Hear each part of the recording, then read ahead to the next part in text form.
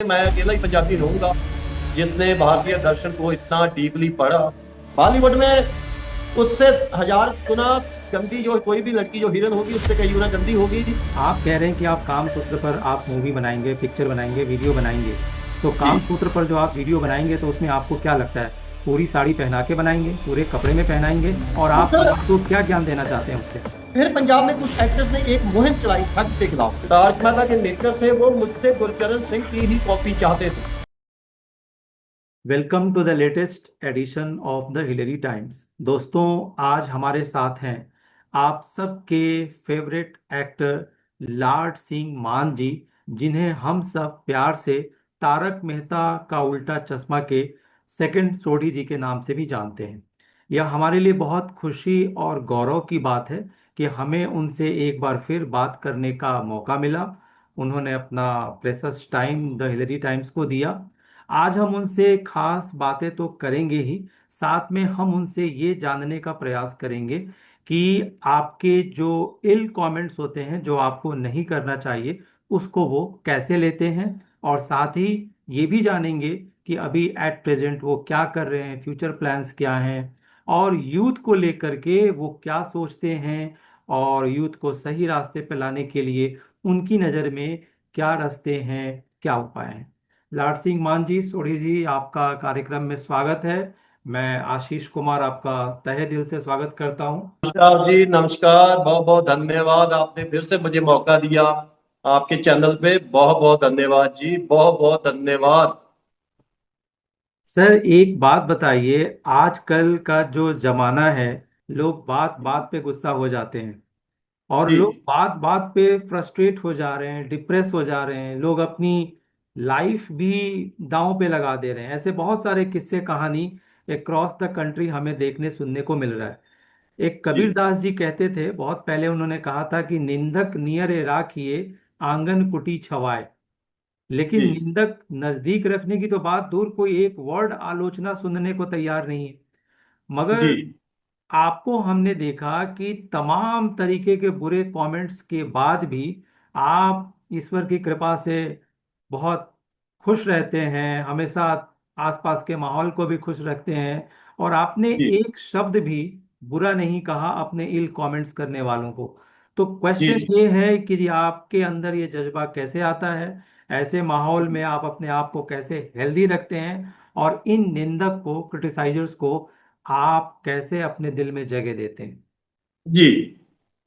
इसके लिए सर मैं दो बातें कहना चाहूंगा जी।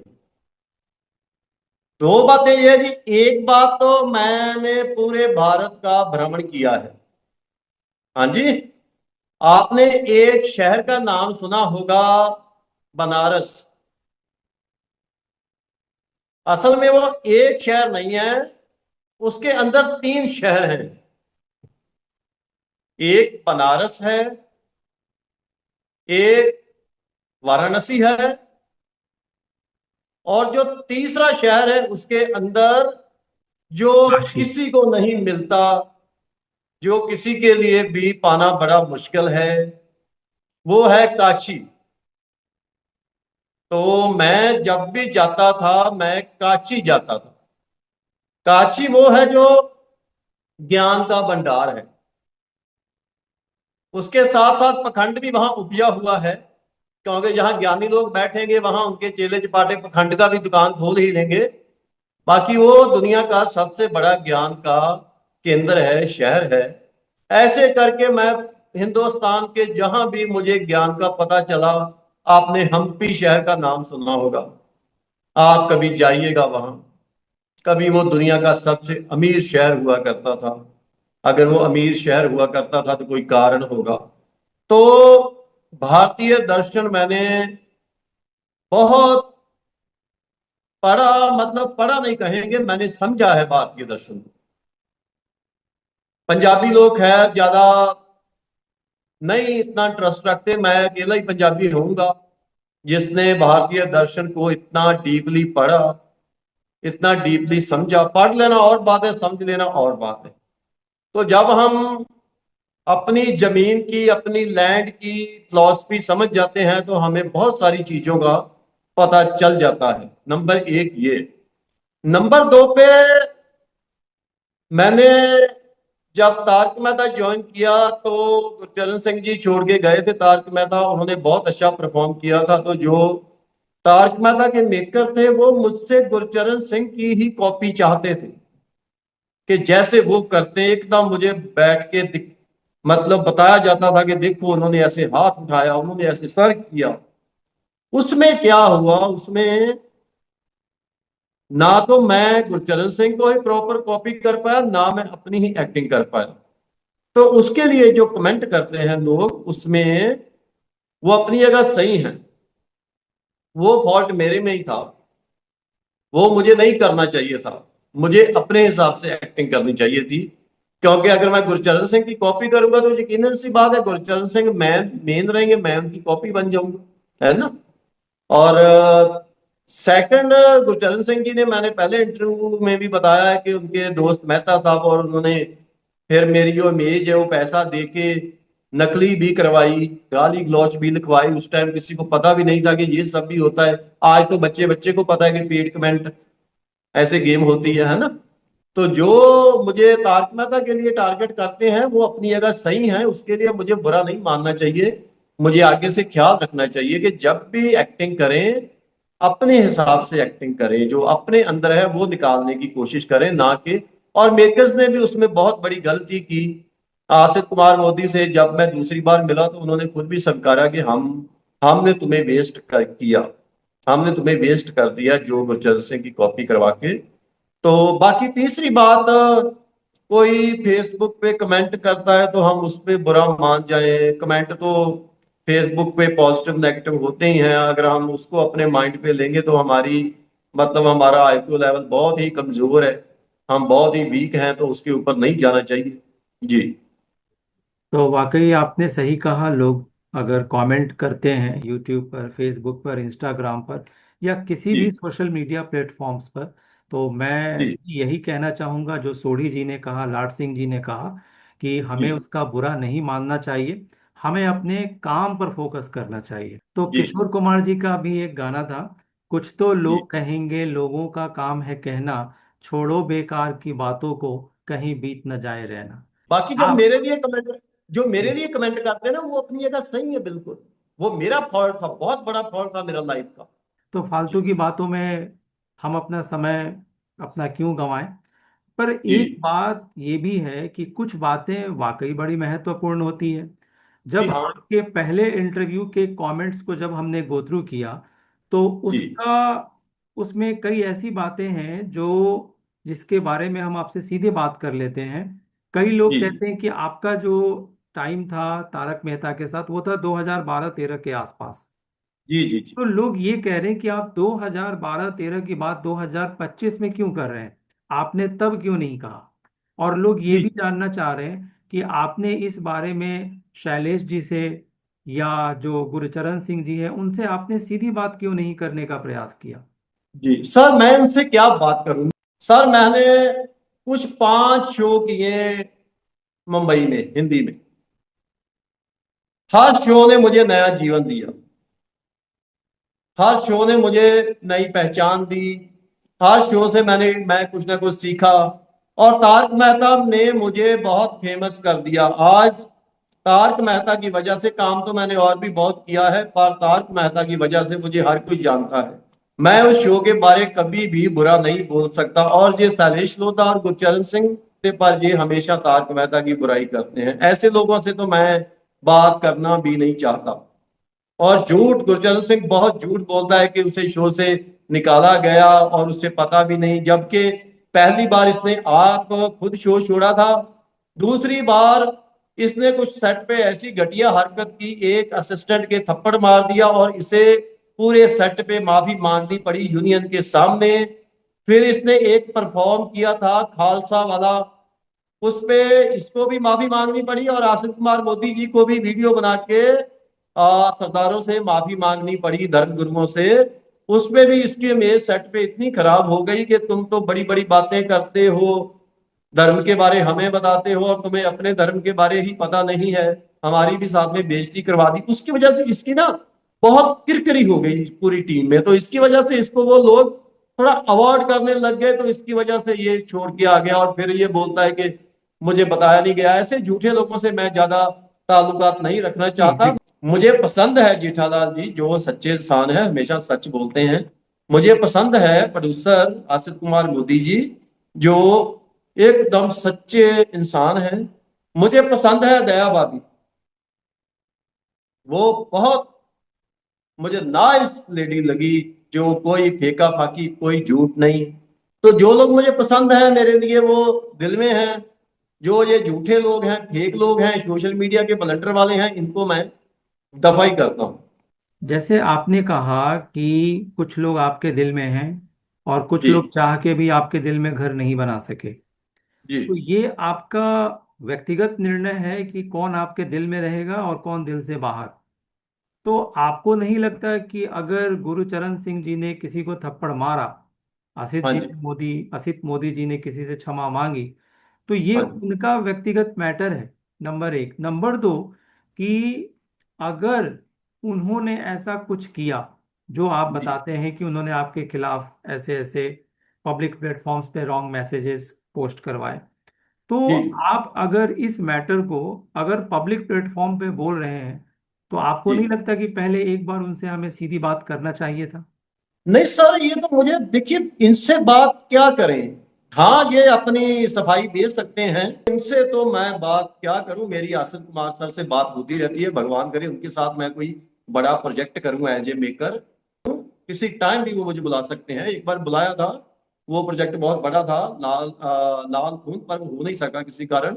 नेक्स्ट टाइम हम कब भी कर सकते हैं। टीम आज भी मुझे याद करती है कि यार, बंदे को थोड़ा टाइम दिया फिर भी बंदा हमें सल्यूट मारता है। और जो लोग हमारी वजह से बने, घर लिए इन्होंने, सब कुछ लिया, वो आज भी हमारी वजह से बन के भी हमें मतलब नेगेटिव कर रहे हैं।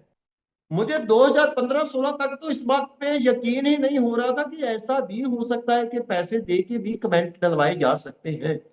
फिर टीम के लोगों ने मुझे बार बार बताया कि हाँ ऐसा था, ये सब था।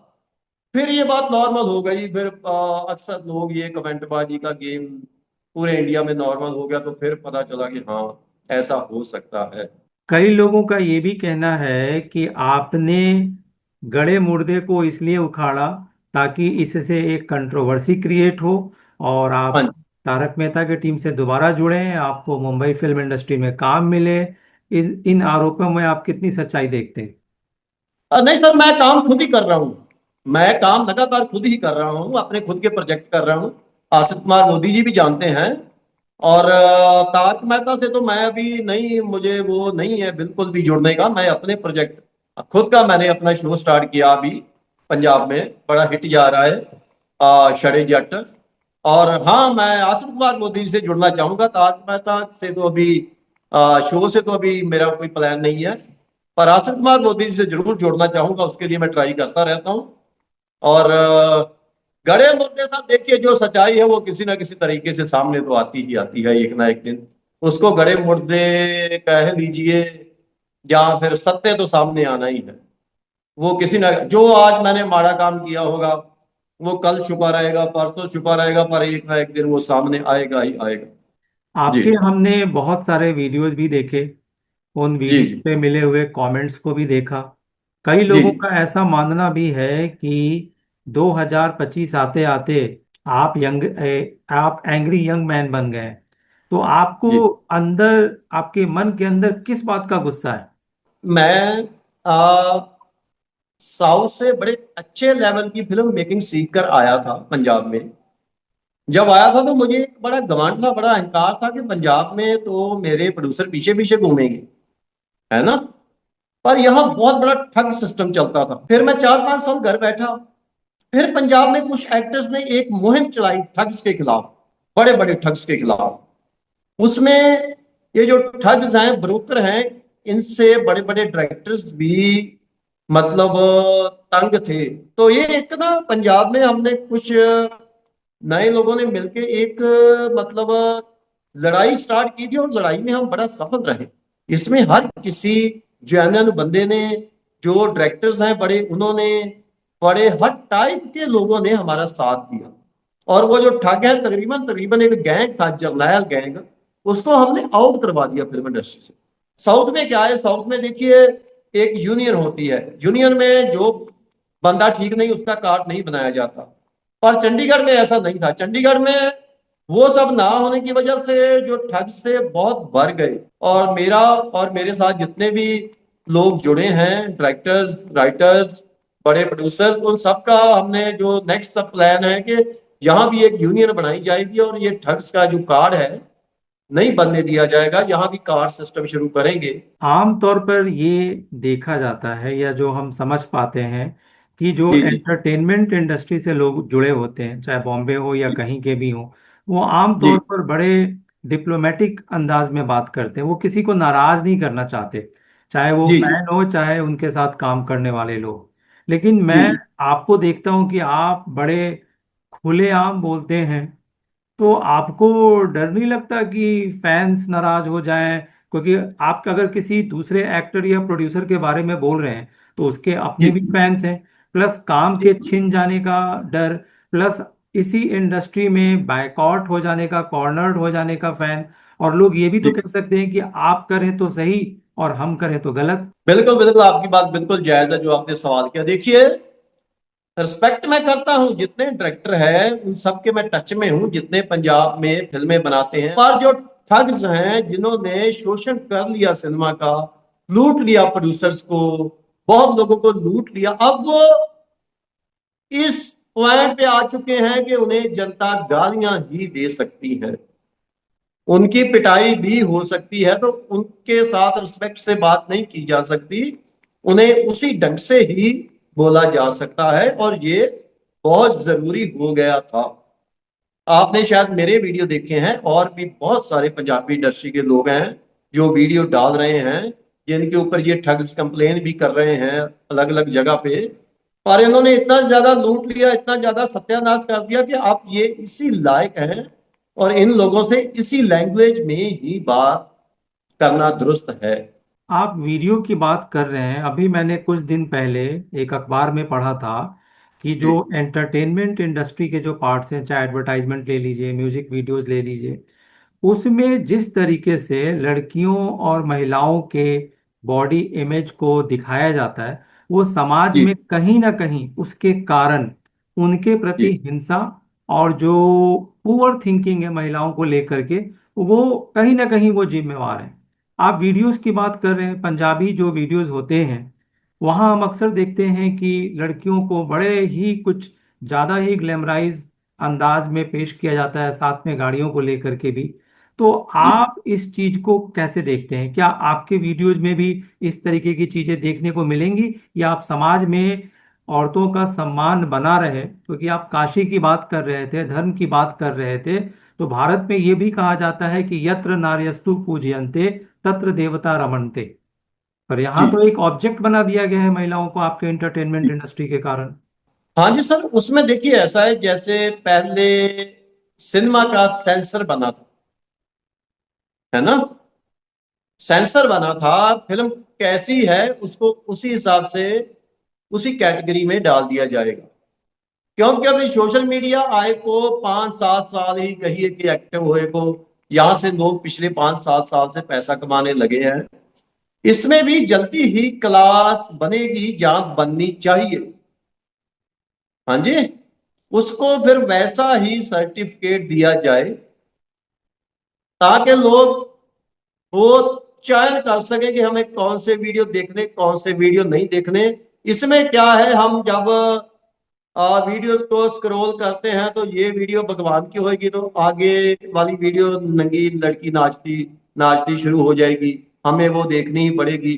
तीसरी वीडियो फिर कोई और टाइप की होगी, चौथी वीडियो फिर ऐसे वीडियो जो देखना चाहते हैं वो अलग से कुछ अपना आईडी बना के कुछ अलग, मतलब वो चीज ना, इंटरटेनमेंट इंडस्ट्री और वल्गैरिटी ये सब अलग अलग हो सके। इसके लिए मैं मतलब कहना चाहूंगा, मैं खुद तो अभी नहीं कर सकता हूं, पर ये कहना चाहूंगा कि ये किया जाए और ये करना भी होगा, नहीं नहीं तो इससे हमारे भारतीय समाज का बहुत नुकसान होगा।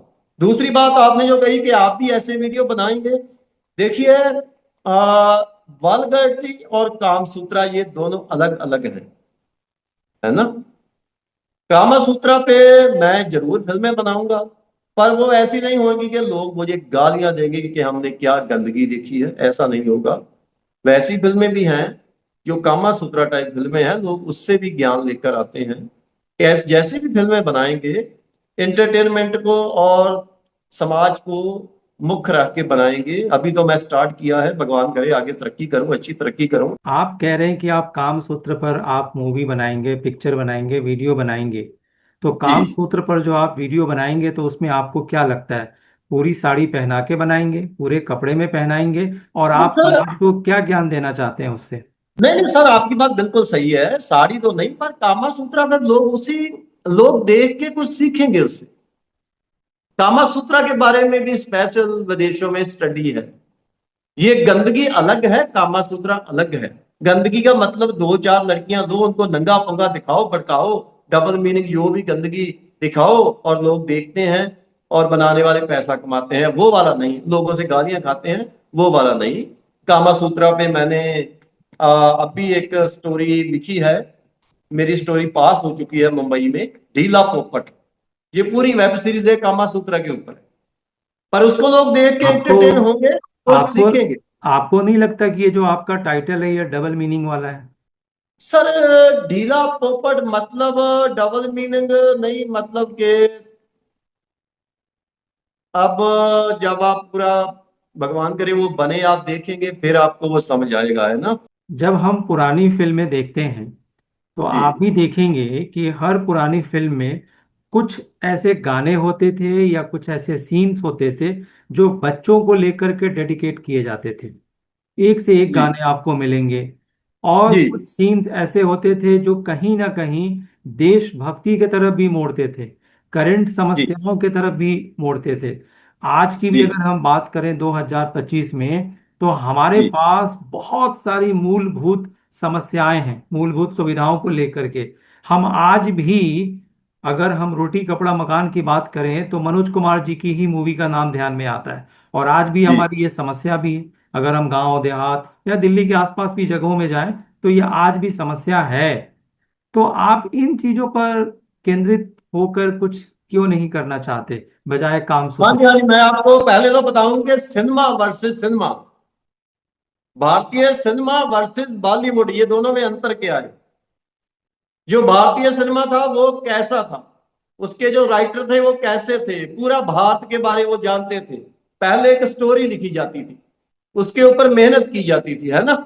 उसके बाद डायरेक्टर को सुनाई जाती थी, फिर वर्क, दो डायरेक्टर और राइटर मिलके वर्क करते थे। उसके बाद प्रोड्यूसर से मुलाकात होती थी, प्रोड्यूसर देखता था कि हाँ भाई ये स्टोरी अच्छी, मैं इस पे पैसा लगाऊंगा।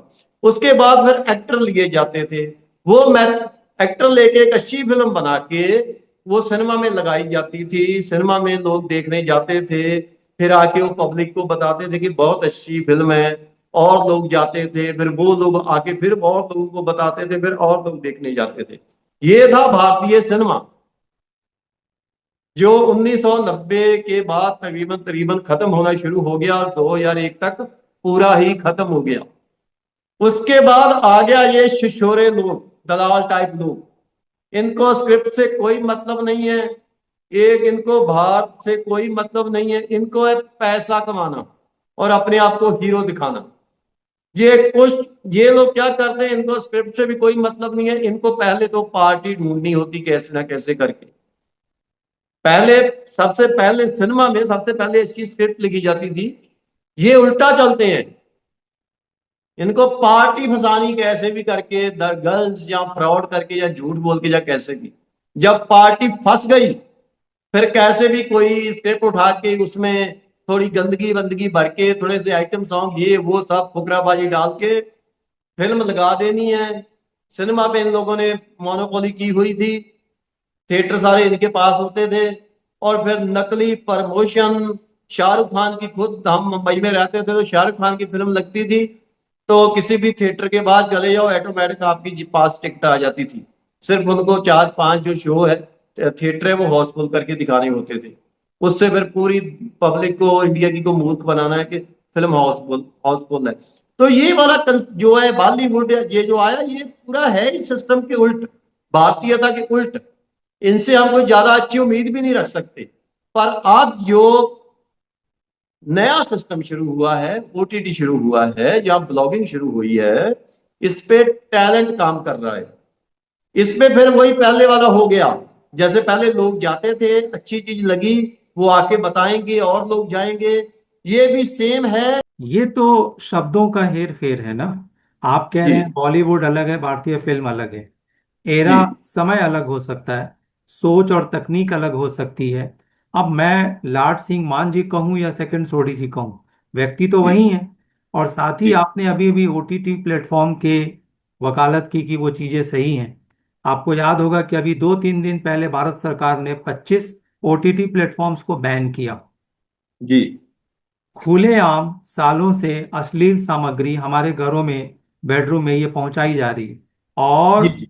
ऐसे लोग, मैं भी उनमें से एक हूं, जो इस तरीके के क्वेश्चंस उठाते हैं, प्रोमिनेंट पर्सनालिटीज लाइक यू। जब हम आपसे पूछते हैं तो हमारे आसपास के लोग, फिल्म इंडस्ट्री के लोग इस चीज को कहते हैं कि ऐसे क्वेश्चंस आप मत उठाइए, आपके चैनल पर फर्क पड़ेगा। तो आप कैसे कह सकते हैं कि ये आज की सामग्री सही है, ओटीटी की जो चीजें हैं वो सही है, वो गलत है? ऐसा तो हमेशा सर ये इम्पोर्टेंट रहा है। सर ये अभी शुरू हुआ है। ये पिछले 5 साल से शुरू हुआ है। इसको अभी कैटेगराइज कर दिया जाएगा बहुत जल्दी। जैसे भारत सरकार ने बहुत अच्छा किया है कि वो सारे बैन किए हैं। सिनेमा स्टार्ट हुआ था तो ऐसा नहीं था। 1910 में सिनेमा स्टार्ट हुआ है, तो 1925 या 30 या 35 में फिर सर्टिफिकेट देने लगे। सेंसर आया तो सर्टिफिकेट देने लगे कि भाई जो वैसी फिल्म है उनको वैसा ही सर्टिफिकेट दो। देखिए, आप बोलते हैं भारतीय सिनेमा और बॉलीवुड। भारतीय सिनेमा और बॉलीवुड का मैंने मेथड बताया फिल्मों का। देखिए, भारतीय सिनेमा में हेलन थी जो कम कपड़े पहन के नाचती थी। बॉलीवुड में उससे 1000 गुना गंदी, जो कोई भी लड़की जो हीरोइन होगी उससे कई गुना गंदी होगी। सनी लियोनी सीधा वहां से यहाँ आ गई, उसको एंट्री मिल गई, है ना। तो बॉलीवुड तो एकदम डस्ट है। हिंदी सिनेमा को हम, जब भारतीय सिनेमा को हम डस्ट नहीं बोल सकते, मसाला था उसमें थोड़ा बहुत, जितना मसाला चलता था जायज था। आपको नहीं लगता कि हम, यानी कॉमन मैन, पब्लिक भी इसके लिए रिस्पॉन्सिबल है? अच्छी चीजें, अच्छे कंटेंट, व्यूज की वेट करते रहते हैं, और जो घटिया चीजें हैं, जो आपत्तिजनक सामग्रियां हैं, वो पोस्ट करते ही या पर्दे पर आते ही मतलब पॉपुलर हो जा रही हैं, लोगों के घरों में, दिलों में पहुंच जा रही हैं। हम भी तो दोषी हैं, हमें नहीं, अच्छे और बुरे का फर्क करने का पब्लिक अंतर खत्म हो गया है। पब्लिक उस चीज को कर नहीं सकती ना। पब्लिक नहीं ये कर सकती कि पब्लिक खुद सोचे कि हमें ये नहीं देखना। तो पब्लिक को, सरकार को वो सेटअप करके देना पड़ेगा। पब्लिक किसी किसी भी देश की या किसी भी सिनेमा की पब्लिक ये सब नहीं कर सकती। पर पब्लिक तो पर उछलेगी ही पर उछलेगी। फिल्म वाले तो यही कह रहे हैं ना, ओटीटी वाले भी यही कह रहे हैं कि वो कह रहे हैं कि रिमोट आपके हाथ में, आप देखते क्यों हैं, आप मत देखिए। नहीं, नहीं, ये ओटीटी, ये वो जो गंदे चैनल है उनका बहाना है। नहीं, नहीं, ये सरकार को करना पड़ेगा और सख्ती से करना पड़ेगा। खैर, हमारी जो सरकार है वो, जो इस टाइम सरकार है, वो धार्मिक प्रवृत्ति वाली सरकार है, वो करेगी भी। पब्लिक ऐसा नहीं है, हो सकता हम बोले कि लड़की नंगी जा रही है तो उसको देखो मत। नहीं, ये नहीं हो सकता। वो लड़की को डांटना होगा, उसके कान पे चार दे के उससे कपड़े पहनाने होंगे। ऐसा नहीं है कि वो बहुत कम कपड़े पहन के जा रही है तो तुम देखो मत, तुम्हारी ही सोच गंदी है। नहीं, ये फालतू की बातें हैं। तो ये ड्रेस कोड जो आप कह रहे हैं, ठीक है, आपके शब्दों का अर्थ अलग हो सकता है, पर यह जी। प्रवृत्ति तो लड़कों के तरफ भी, उनकी भी प्रवृत्ति को रोकना होगा, उन पर भी सख्ती लागू करना होगा कि जब आप बाहर जाते हैं या पर्दे पर आते हैं तो आप भी ढंग से कपड़े पहने। और ऐसे कपड़े जो लड़कियों की नज़र में नागवार गुजरे, अगर आप उसमें, अगर आप पाए गए तो आपके खिलाफ भी एक्शन होगा। नहीं, हो ऐसा भी हो। खैर, मेल में ऐसी प्रवृत्ति बहुत कम होती है। मेल घटिया कपड़े पा के भी निकले तो लोग उसे गालियां ही देते हैं, पर लड़की जब कम कपड़े पहन के निकलती है लोग उसको देखते हैं। आप धार्मिक प्रवृत्ति के हैं, यूथ को लेकर के आप बहुत चिंतित भी दिखते हैं।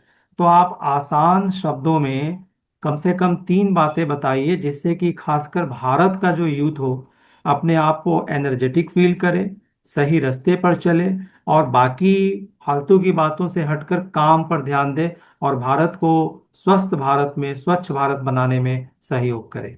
सर देखिए, भारत को डेवलप करने के लिए फिलहाल भारत के यूज से ज्यादा जो भारत का पैसा विदेशों में पड़ा है, यूज नहीं हो रहा, वो विदेशों की बैंक यूज कर रही हैं, हमें ही कर्ज दे रही हैं। वो पैसा कैसे ना कैसे करके इंडिया आए, जहां जो हमारे अमीर लोग हैं जो पैसा विदेशों में रखते हैं उसको यहीं पर लगाएं। और हमें, हमारा पड़ोसी देश हमारे लिए उदाहरण है। हमें एक, जैसे चाइना ने एक चेन बनाई है ट्रेड की, हमें भी चैन बनानी पड़ेगी, गृह उद्योग, लघु उद्योग, वो सबकी चैन बनानी पड़ेगी। क्योंकि जो हमारा युवा है वो, हमारा सिस्टम ऐसा हो चुका है कि हमारा युवा सिर्फ पेट भरने के लिए ही स्ट्रगल कर रहा है। बच्चा पैदा होता है, उसके माँ बाप उसके लिए यही सोचते हैं कि बस इसको पढ़ा दें, इसको जॉब मिल जाए। फिर उसको जॉब मिल जाती है, वो अपने बच्चों को, कि मैं अपने बच्चों को पढ़ा दूं, इनको जॉब मिल जाए।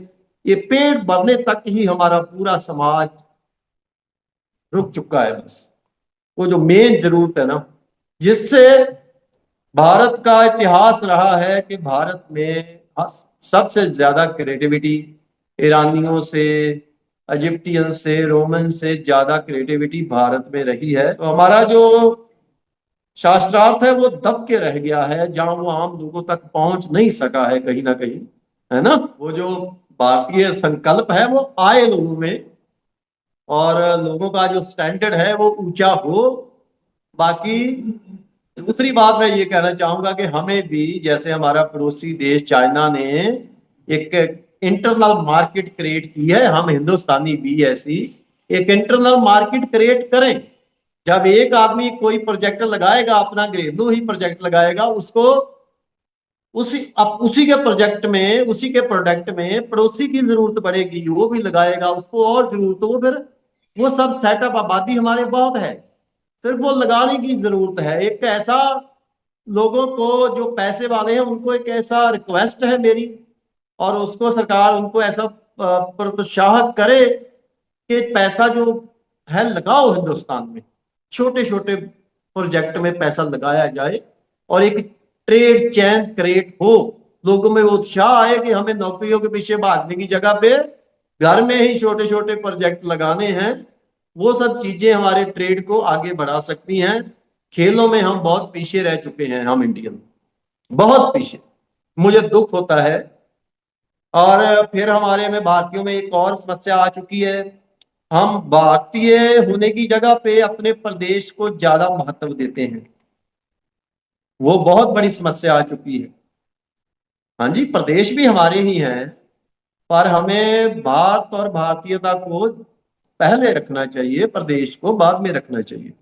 एक आखिरी सवाल आपसे जानना चाहता हूँ। जी हमारे जी यहाँ आजकल एक बहुत बड़ी समस्या हो गई है, जी लोगों के पेट निकलने की समस्या। जी फिटनेस एक मतलब इज एट स्टेक। जी मोटे मोटापे मोटापे की बात कर रहा हूँ, ओबेसिटी की बात कर रहा हूँ। तो जी। इसी कॉन्टेक्स्ट में मैं आपसे जानना चाहता हूँ कि आपके फिटनेस का राज क्या है, आपकी दिनचर्या क्या है, ताकि बाकी लोग भी उससे कुछ सीखें। मैं, देखो, मैं किसान हूं तो खेतों में भागम भाग, आपको पता ही है किसान का पेट कहाँ निकलेगा। किसान कभी इधर जा कभी उधर जा, वैसे भी मैं लंबा हूँ, शुरू से ही काफी मतलब लंबा चौड़ा फिट रहा हूँ, है ना। भागम भाग करता रहा हूँ, बैठना मुझे पसंद नहीं है ज्यादा, कुछ ना कुछ करते रहना पसंद है। हाँ जी। बाकी दूसरी बात है कि जो अमेरिका यूरोप में बैन है वही सब हमारे भारत में खिलाया जाता है। एक्सरसाइज करें, एक्सरसाइज बहुत जरूरी है। हम्म। जो आप दान पुण्य करते हैं उसका एक हिस्सा आप अपने गांव में, पार्क में लगाएं। हाँ जी। वैसे आप क्या खाते पीते हैं और क्या नहीं खाते पीते हैं? मैं ड्रिंक भी करता हूँ हफ्ते में एक दो बार, नॉन वेज भी खाता हूँ। अच्छी डाइट, घर का खाना, घर का सब कुछ है, आटा रोटी सब सब्जियां घर की हैं, तो अच्छा खाना खाता हूँ। ये बात मैंने इसलिए पूछा कि आमतौर पर सुना जाता है, लोग बताते हैं कि जो एक्टर होते हैं वो रोटी चावल ये सब चीजें नहीं खाते, वो मैंने उस वीक हैं। पखंड में, वो पखंड में मैं नहीं पड़ता। वो तो पखंड है एकदम, वो तो यार जिंदगी का सत्यानाश के, ये सब तो खाने हैं यार, जो चीजें खाने वाली हैं हम जिंदगी में वो ही नहीं खाएंगे तो हम जिंदगी क्या जिएंगे। तो दोस्तों, मुझे उम्मीद है कि आपको आज का यह एपिसोड अच्छा लगा होगा। एक बात मैं आपको जरूर बताना चाहूँगा कि हम जो इंटरव्यूज़ यहाँ पर एपिसोड के रूप में आपके सामने लाते हैं, जो इंटरव्यूज हम कंडक्ट करते हैं। हमारा जो उद्देश्य है वो किसी को भी या किसी की भी बात को किसी गलत लाइट में लाना नहीं है। हम चाहते हैं कि जो सही बात है वो लोगों के सामने आए, और जो भी गेस्ट अपनी बात कहते हैं ये उनकी अपनी राय होती है। ये राय कहाँ तक सही है कहाँ तक गलत है, ये हम उन पे छोड़ते हैं। तो दोस्तों, आपको आज का एपिसोड कैसा लगा, आप हमें कमेंट करके बताइए। और ये भी बताइए कि फ्यूचर में आप किन गेस्ट्स को आप हमारे चैनल पर देखना चाहते हैं, और द हिलरी टाइम्स के ये एपिसोड्स आपको कैसे लगते हैं। आपका आपके कमेंट्स का मुझे इंतज़ार रहेगा, और लाइक और शेयर भी करिएगा। मैं हूं आपका दोस्त आशीष कुमार, देख रहे हैं द हिलरी टाइम्स। जय हिंद।